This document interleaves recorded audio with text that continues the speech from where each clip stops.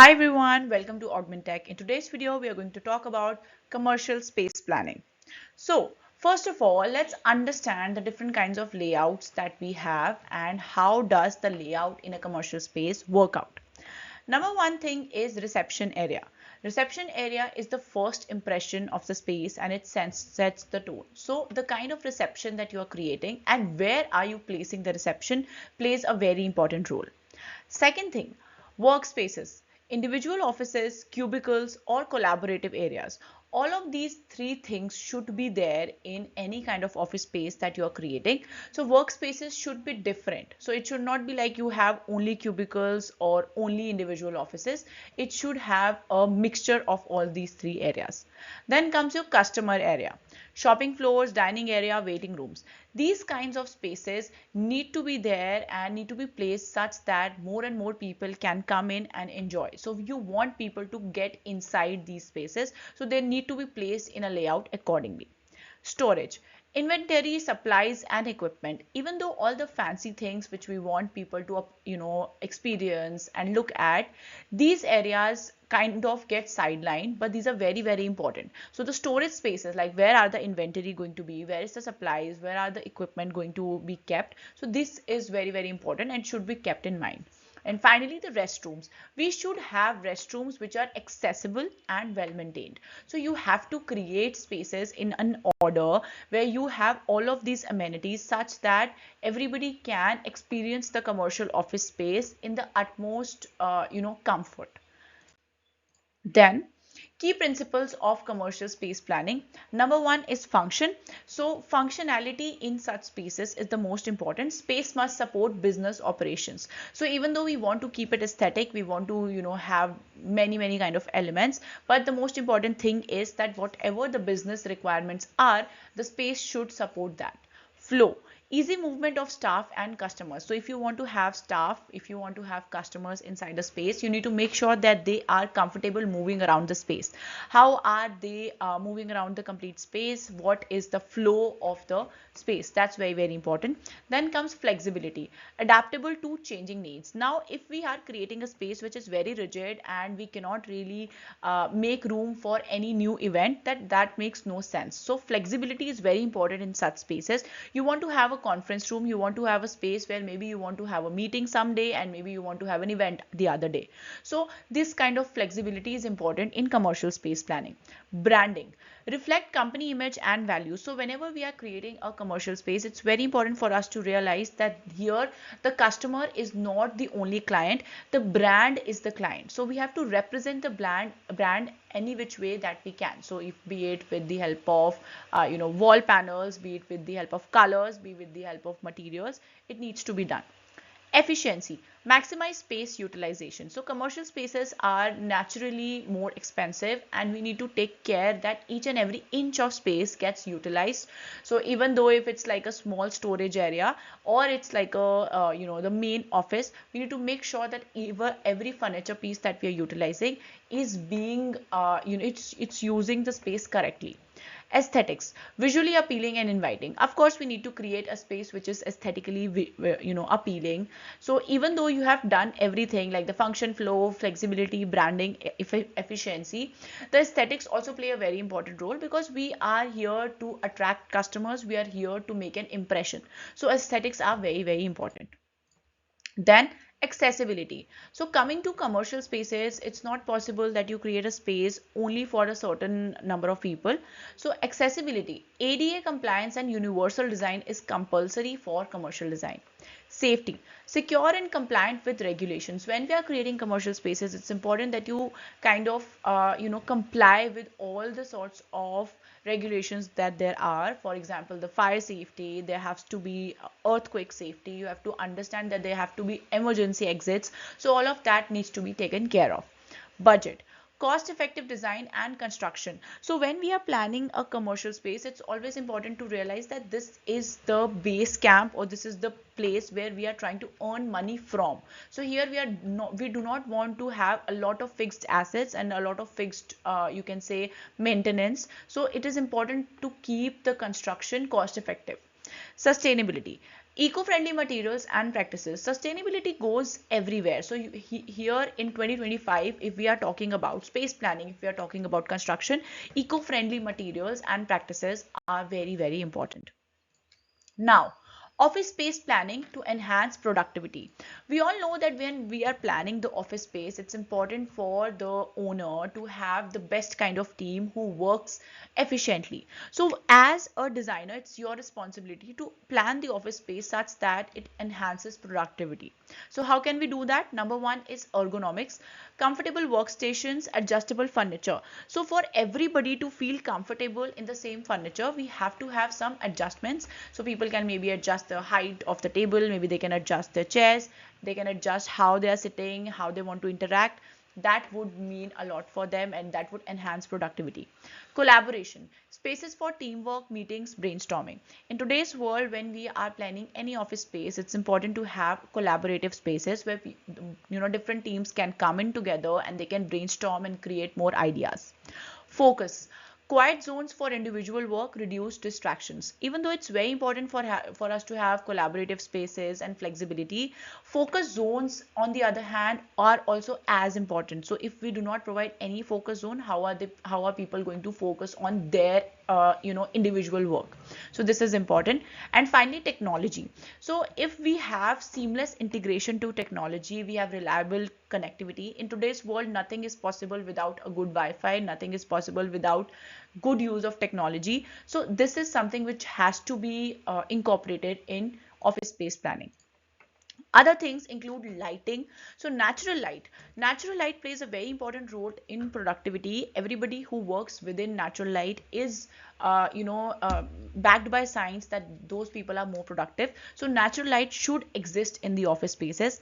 Aesthetics, inspiring design, pleasant atmosphere. So we are not looking to create something very cluttered, we are not looking to create some flashy design, we're just looking to create some aesthetics which are pleasant and calming to work with. So if you want to create something like that, maybe greens can be your friend.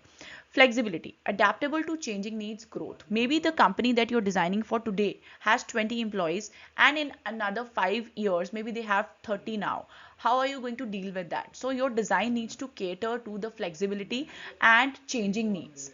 Amenities, break rooms, recreation area, employee well-being. So when we are providing office space, it's important for us to understand that these people are not only going to work, they're also going to interact with each other, they're also going to have some breakout areas, they're also going to have some recreation areas, maybe there's a lunch room, maybe there's a play area.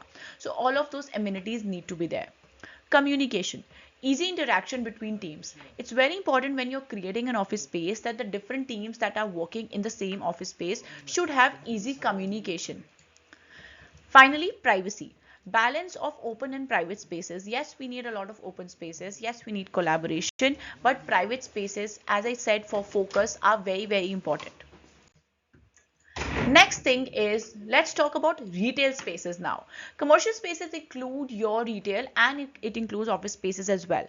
For retail space planning, enhancing customer experience is of utmost importance. So how do we do that? Number one is customer flow, intuitive layout, easy navigation. So whoever enters a retail space, they should be easily available to easily able to navigate the complete space. They should be able to understand where to go next. So all of this is very, very important. Secondly, visual merchandising, attractive displays highlighting key products. So whatever the retail space is, all the attractive products should be displayed such that they're attractive, they are more interesting and people want to buy them. Then comes your product placement, strategic arrangement to maximize space. So where are you keeping which products? So starting from, maybe there are products which are on sale, there are products which are fresh arrivals. So how do you want to place them? That makes a huge difference in enhancing customer experience. Accessibility, easy access for all customers, ADA compliance. This is needless to say that your space should be accessible for everybody.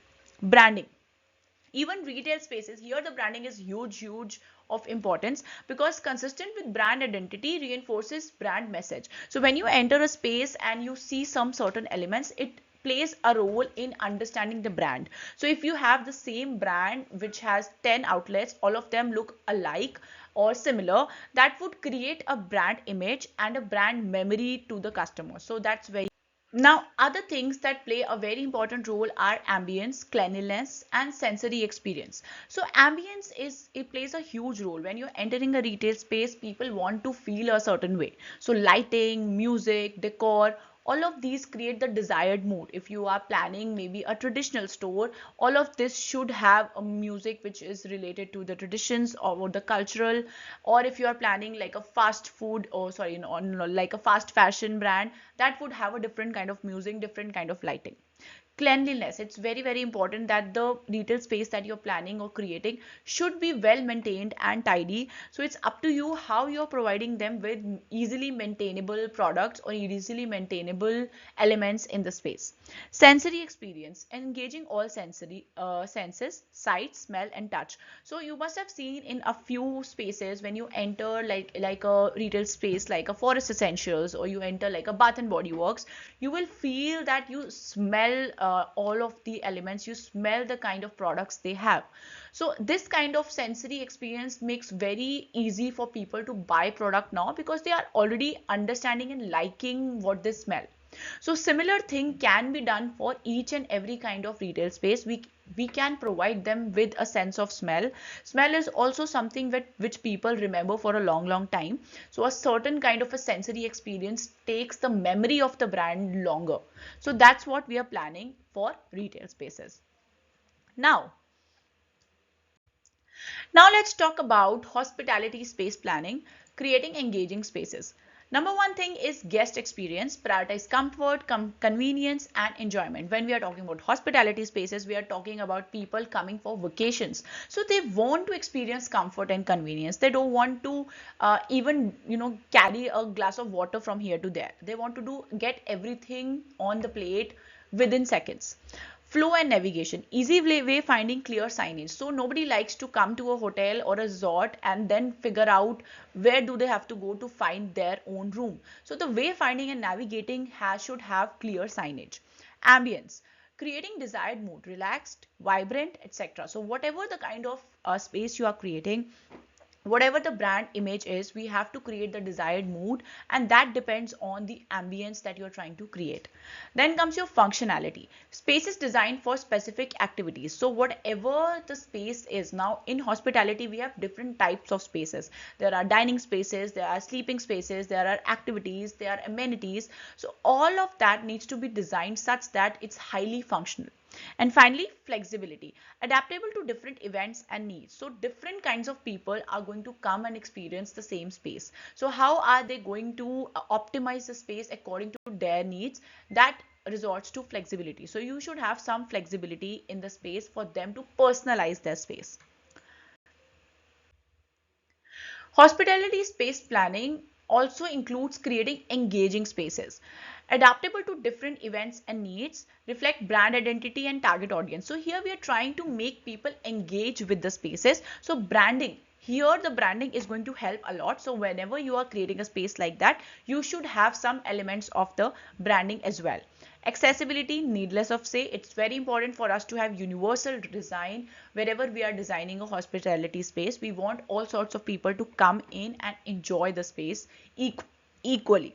Safety and security, secure environment for guests and staff. So this is similar to what we have spoken about earlier also, that the compliance to fire regulations, to emergency exits, to earthquakes, to hazards. So all of that needs to be taken care of. Then comes your common commercial spaces. So there are some mistakes which are there for commercial planning.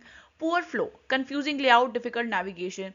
With respect to creating something unique, with respect to creating something different, we kind of forget that this needs to have a very good flow. People should not be confused while they are working.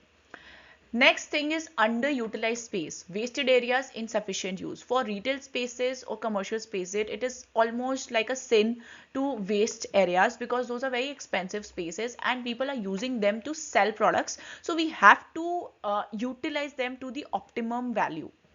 Lack of storage, clutter buildup, disorganized inventory. We should not reduce the number of storage. Everywhere people are going, they need storage. Be it a hospitality project, be it a retail project, be it an office project, everybody needs storage. Inadequate lighting. Dark areas or poor visibility creates a sense of cheapness. People don't like to live in spaces which are dim lit. It kind of gives them a vibe of not being safe. So we want to have adequate lighting. Ignoring brand. So once maybe you are creating a space and you have a very brilliant idea about the concept that you are trying to create, but in that, brand is the most important element. We should never forget that. The space has to reflect brand identity. And finally, other things are accessibility issues. So we should have every space ADA compliant so that each and every person can come in.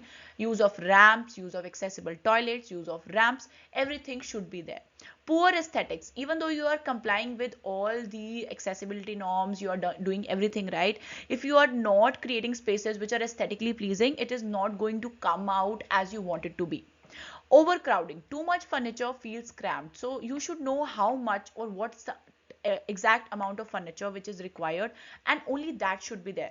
Overcrowding kind of creates something which is not aesthetic, and it's not comfortable. Neglecting customer needs. Space doesn't cater to target audience. So we should be very clear about who are we catering to in this particular project. Commercial spaces, as I said, are not just for the client, they are for client's client. So we need to understand the target audience and create the space accordingly. Finally, budget overruns. Unrealistic budget, cost cutting compromises quality. So we should be very clear about the budget of the commercial space that you're creating. At the end of the day, if you cut costs and compromise on quality, that would not be a good result or a desired result. Hope you understood something from this video. I will see you in the next one.